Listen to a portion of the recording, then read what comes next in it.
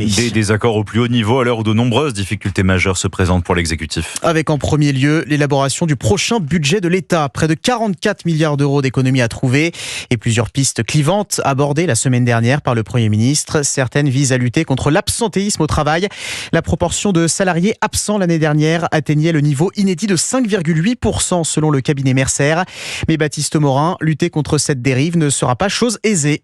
Pour répondre à la hausse de l'absentéisme, une idée revient régulièrement dans le débat public. Augmenter le nombre de jours de carence de façon à décourager les arrêts de courte durée. Sauf que le diagnostic n'est pas le bon. Si les arrêts maladie de moins de 8 jours sont nombreux, ils ne représentent que 4% des dépenses. Et ajouter des jours de carence aura tendance à faire encore augmenter ces arrêts de longue durée, explique l'économiste Laurent Capelletti, professeur au CNAM. On va forcer en fait finalement des gens qui ne devraient pas aller travailler, on va les forcer à venir travailler. Ça s'appelle le présentéisme. Mais du coup, quand vous faites du présentéisme, en fait, vous maximisez la durée d'absentéisme futur. C'est confirmé par la littérature, enfin par tous les travaux, effectivement, sur le sujet. Et en 2024, d'après le cabinet Mercer, ce sont les arrêts longs qui ont le plus augmenté.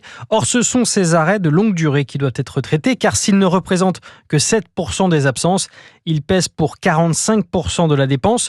Une urgence budgétaire autant que de santé publique. Baptiste Morin, chef du service économie d'Europe.